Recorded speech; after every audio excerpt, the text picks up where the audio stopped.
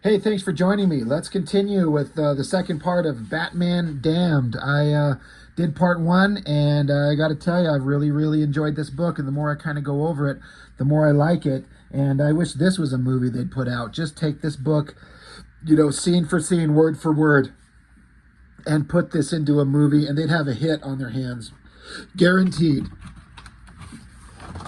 So, chapter 2, we ended with Batman freaking out a little bit because he woke up in an ambulance, didn't have any memory of how he got there, a vague recollection of a fight, find out that Joker has been presumed, like they announced that Joker was killed, and where he was killed, Batman was like, I was there, but I don't remember what happened. Something's wrong. So Batman was on a hunt to find out who killed the Joker, and through all the crazy things that he went through, which you can see in my first video on the first chapter of this book that I've already gone through, he ends up in a church, and his mysterious kind of guide, John Constantine, is there, and they look up and see the image of Jesus on a cross with his face painted with the Joker's image. And so they're like, well, the Joker's clearly still alive. And so it's just all part of, like, it would seem to be kind of a big gag, another joke that the clown prince of crime is playing. So where are we going to go with this? So starting in chapter 2, start out with these, the medical, I can't remember the name of the machine where it reads your heartbeat. They got this in here, and it combines into an image of a bat in this lower panel. Really kind of creepy. Speaking of creepy, we get this image of a bat like stitched to the chest of a human body. Like this bat must be dead, and there's these, somehow it's stitched to the chest, like the bat symbol that Batman wears. Is this supposed to be symbolically Batman, Bruce Wayne? Really creepy images of this bat. Must be dead, but then here at the end, the eyes glow red, the bat comes to life, its fangs kind of chomp at the image, like at the reader, the viewer. Really crazy visual stuff. Lee Bermejo is incredibly good. This is all such good stuff. So, back into the city, the mystery continues. Man, I cannot get over this artwork.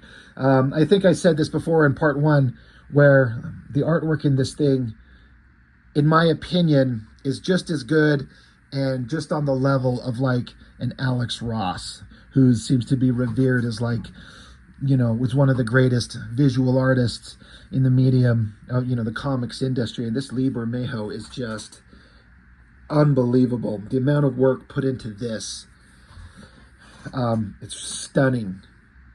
I love the glowing lights in between the city streets and everything. Great stuff. But Batman and Constantine, they're like, well, if the Joker's still alive, if that's what's going on, we got to track him down. So they're both standing on top of some church, well, the church that they were in. And Constantine's kind of commenting on the cops, like their cops are down there, they're busy, but they're not going to do any good. They're not going to be any help. There's nothing they can do. This whole situation is just a giant mess that's been made. Constantine says, what a bloody mess it is we make. And Batman says, what we, Constantine? So Constantine's like, do you even bother with feelings, Batman, or feeling something you still bother with? Batman says, being psychoanalyzed is something I definitely do not. Constantine says, strike a nerve, did I? So you do feel something. And Batman says, what I feel, Constantine says, is responsible. Batman says, is none of your business. Joker's alive, and yes, I realize we saw a corpse dragged from the river. We also saw an altar desecrated. There's more to this. More than wishful thinking, and Batman says, meets the eye. So I'm like, oh, he thinks it's a transformer. So Batman kind of suddenly creeps up behind Constantine, and Constantine says, the cavern? Batman's like, it's a nightclub. He's like, yeah, there's a bloke there that might help, or maybe not. Hard to read his odd whims. And then Constantine kind of comments on how Batman's really close behind Constantine here. And he's like, getting a bit close, aren't you? One more step forward, and are you going for two? So Constantine's kind of implying, like, if you step forward, you're going to push me off and kill me. Is this kind of, because they kind of implied that Joker was killed and maybe it was Batman that did it, even though Batman doesn't remember that. But Batman takes the cigarette from Constantine's hand and takes and flicks it away.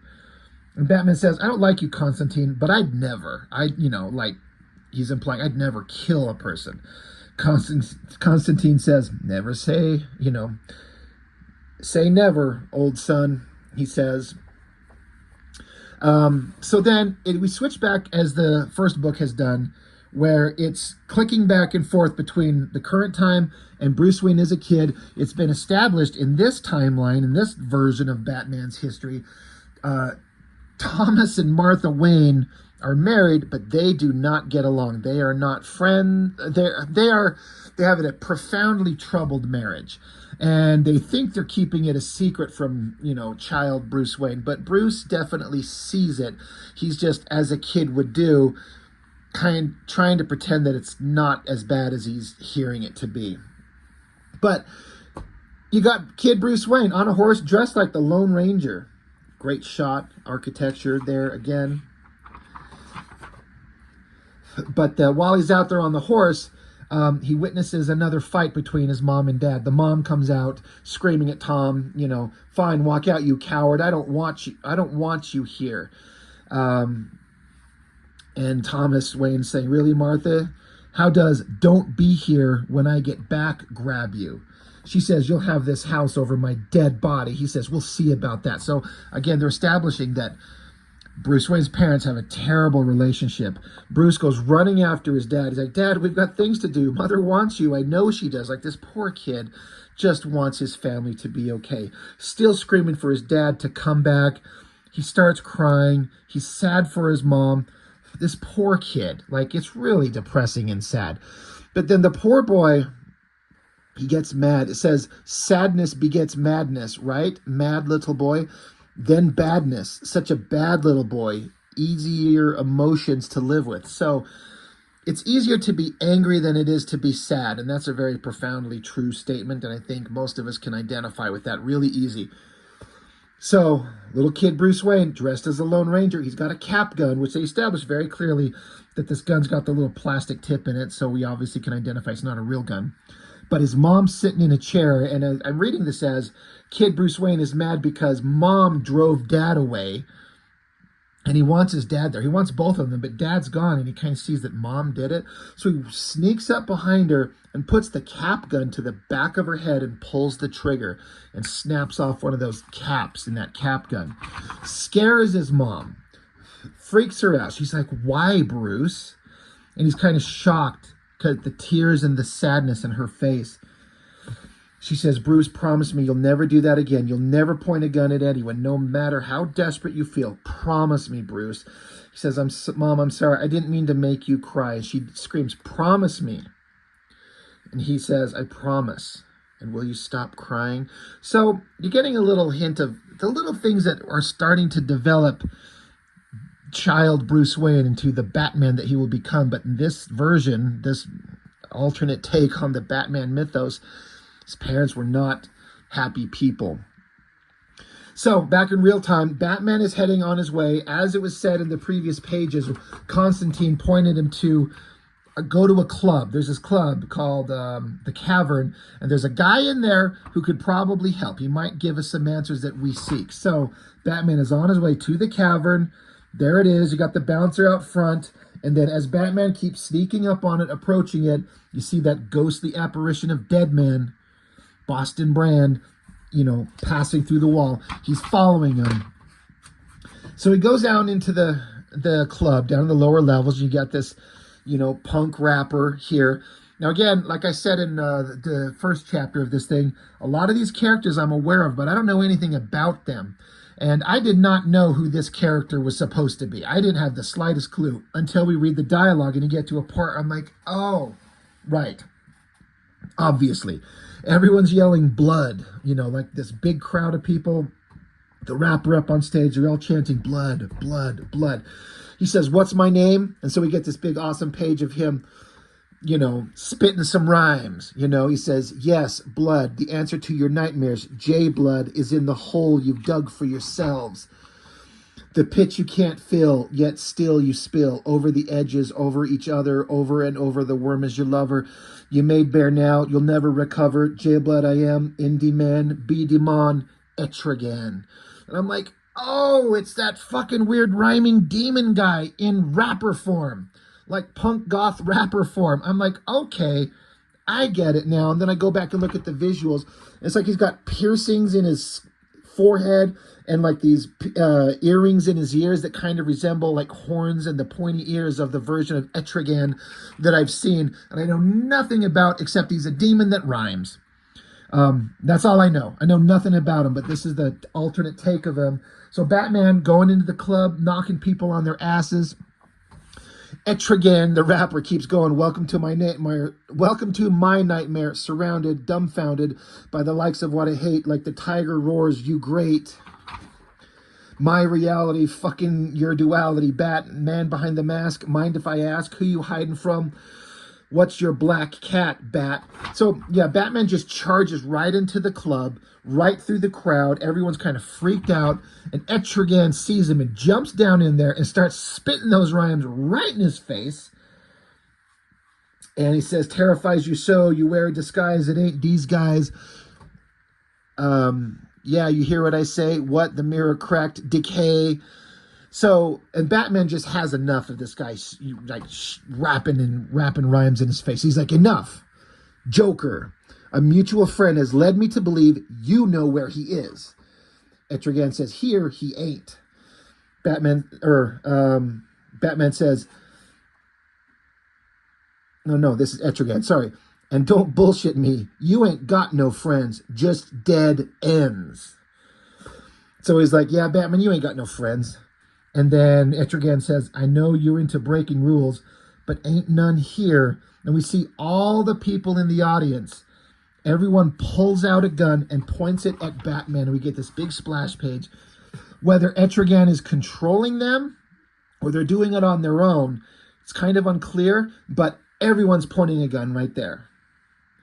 So Batman just looks Etrigan in the face. He's like, give a word and they'll shoot, right? Well, think twice, bright boy. Given our proximity, if you don't want to die.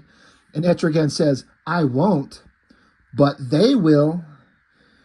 And you see that now he's kind of commanded all these regular people to point the guns at each other's heads. He's like, I'll just make them shoot each other. They'll all be dead and it'll all be on you.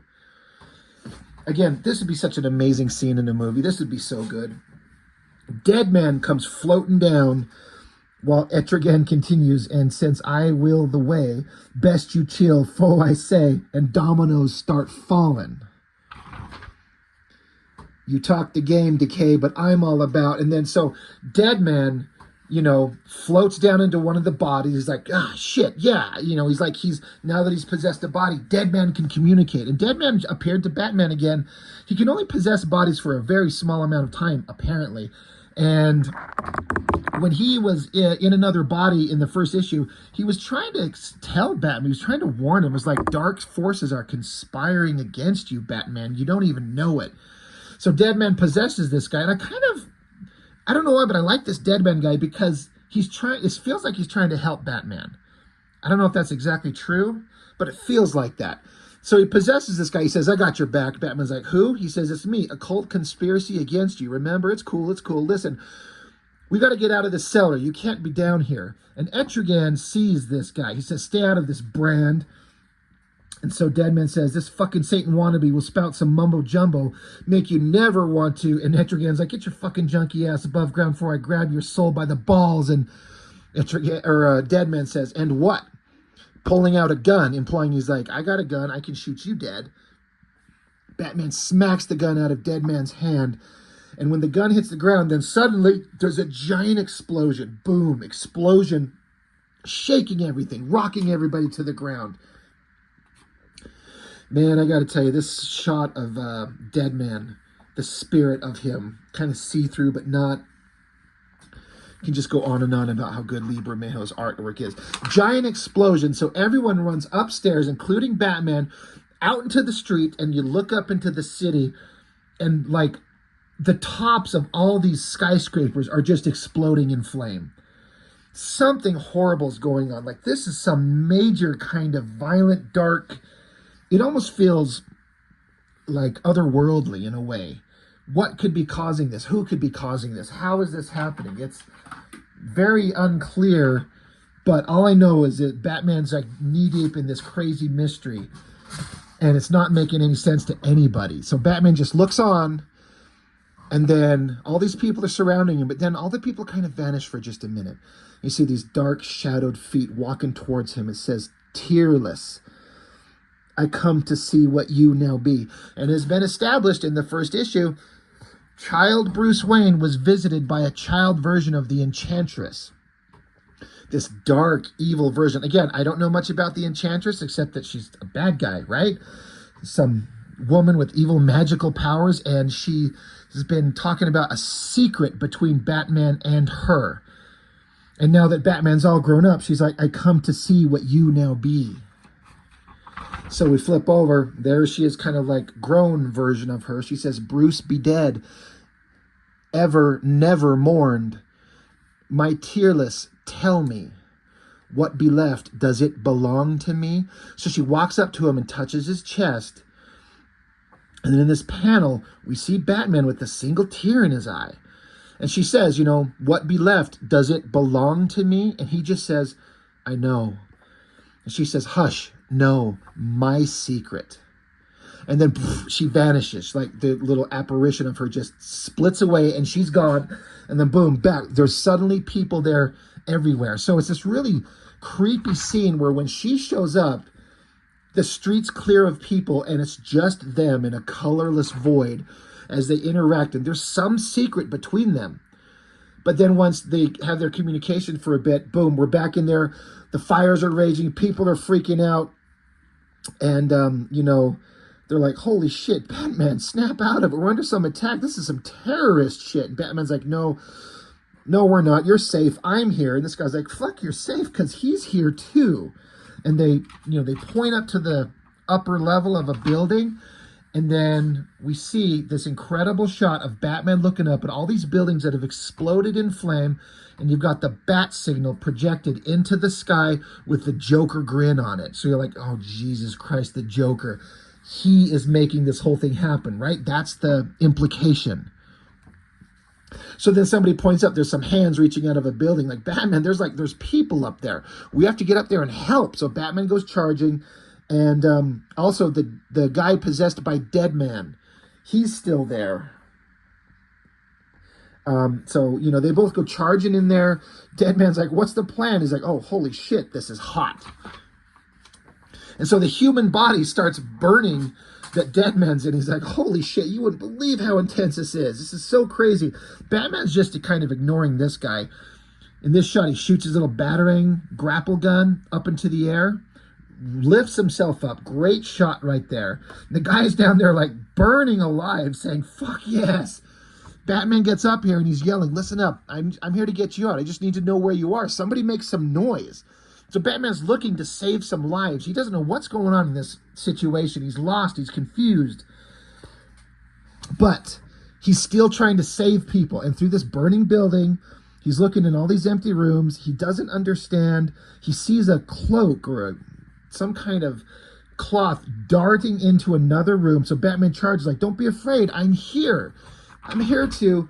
And then we get, as we saw in that first issue, there's this like homeless bum guy, this vagrant of some type, who kept saying that, "I know what you did, Batman. I saw it. I know what you did." This guy's got answers of some type.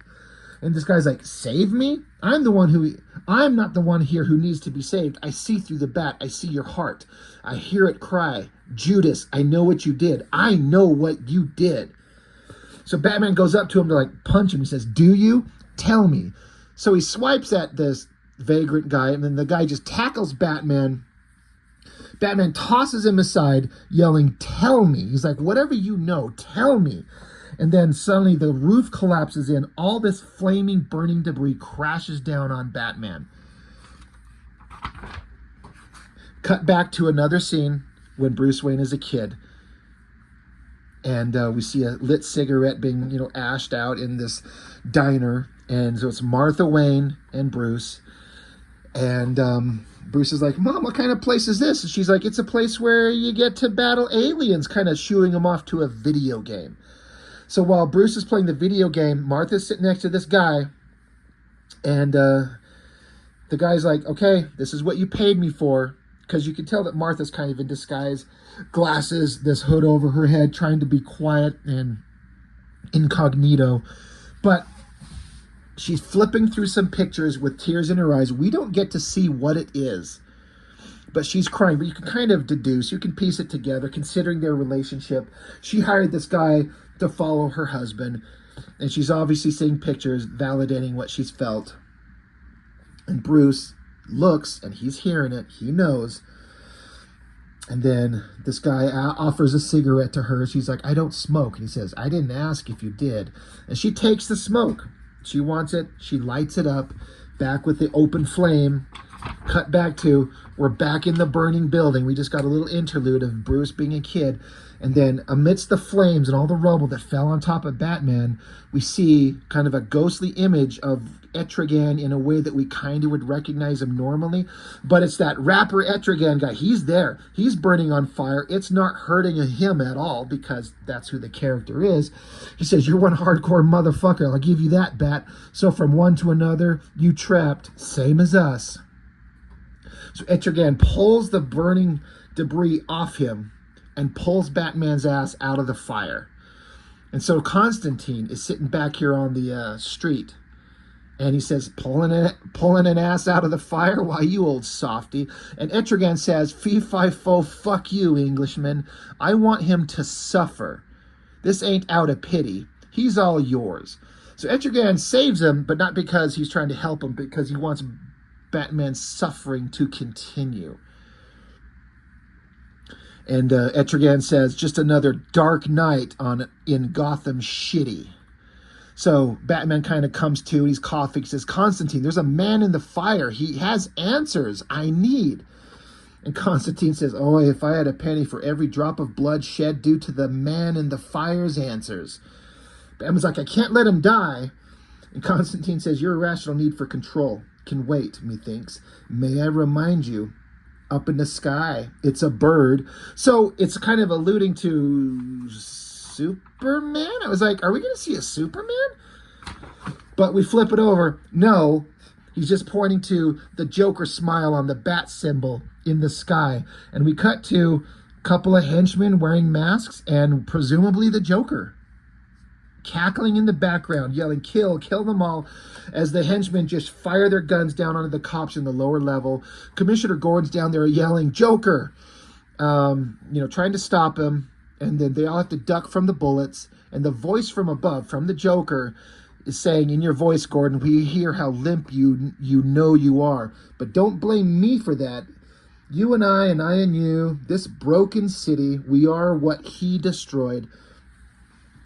I got to say, some of the dialogue that Azzarello writes in this is really fucking hard to follow and doesn't sound like anything a person would say.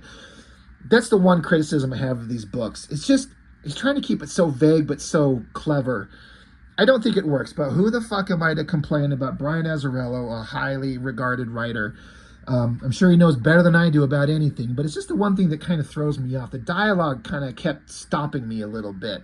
So I don't know. I don't hate it, but I don't love it. But anyway, presumably the Joker and all the henchmen are shooting down at everybody, and suddenly a batarang to the eyeball of one of these characters, right in his eye. I was like, holy shit, Batman, that's... all right, we're getting to extremes. Batman shows up and kicks the other guy right in the face, drops him to the ground. Another henchman shoots at him. Batman ducks out of the way, punches him in the face. But while he's putting down the henchman, the Joker, standing behind him with the baseball bat, clocks him on the back of the head. Crack. Sending Batman to the ground. And we see it's not Joker, it's Harley Quinn, with her face painted like the Joker. She's saying, beat on the bat, beat on the bat, beat on the bat, with the baseball bat, freaking out, screaming. She swings the bat down. Batman grabs it, kicks her in the fucking guts. She screams, "I hate you," punches Batman in the face, but then she tries to punch again. Batman ducks under it, clocks her in the face, knocking her to the ground. Great action scene. Then Batman balls up his fist, ready to punch her again, and then she stops, and you see this really human look on her face, this really kind of normal, kind of compassionate, like almost like she comes back to her senses. She says, "Hit me again, please. Keep hitting me. I don't want to live. I can't without him." And so Batman stops, like he doesn't want to punch a innocent-ish person who's coming to her senses. It's not that simple. So he's just like, "Harley, it's over." And we see this inset panel here where she reaches inside her jacket. She says, "It is not." Boom. Stabs him in the throat with the needle. Pulls it out, and Batman is drugged. And then it kind of fades into nothingness as he falls to the ground unconscious. Like she just tricked him. Like she's not going to beat him physically, so all she can do is outthink him. And Batman's a hard guy to outthink, but she did right here in this one moment. She distracted him just enough. So Batman's drugged, knocked to the ground, and eventually, well, I don't know if some time passes or it just, he's just on the ground. He's kind of wobbly. But she gets on top of him and she says, "Well now, no more no's. No means yes." He would say when he needed no to be yes. So she's straddling him. She's licking his face in a scene very reminiscent to the Batman Returns Catwoman licking the face of Michael Keaton's Batman. Very odd, very kind of creepy. And so she says, "Let me unstrap you. It's going to be a bumpy ride." So she takes off his belt. She says, "You killed him, so you need to die. A little death to haunt you." So she starts unzipping her clothes. So I'm like, is she attempting to, rape him? Is she sexually assaulting Batman? She unzips her outfit, and the thing that I'm kind of curious on is she's got this stitched up, Y incision across her chest, like a person gets when they have an autopsy. That's how, if I understand it correctly, that's what they do. They do this Y incision to get into your body, to see inside you. Why does she have this? But Batman somehow gets his strength back. I don't know if the drugging, just time has passed, or he's just fighting through it, or it's not affecting him. Grabs her by the throat, picks her up, and the Constantine narration continues. "Wonder what it is that you see. Is it the hatred so directed towards you that you feel it in your own heart? Or is it a will to survive so strong it makes you doubt your own?" So Batman picks her up, lifts her off the ground, has his hands around her throat. Her eyes are wide, her mouth is open, her tongue out. She's grabbing at Batman's face.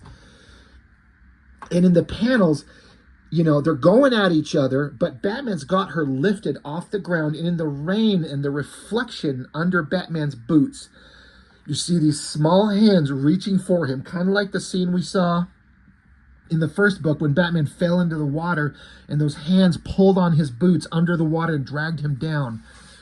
The narration continues. Better still, what is it they see? What the sheer desire to live leads us to do can be inspiring or quite chilling. Fueled by willful ignorance, a primordial denial that we may belong on the other side.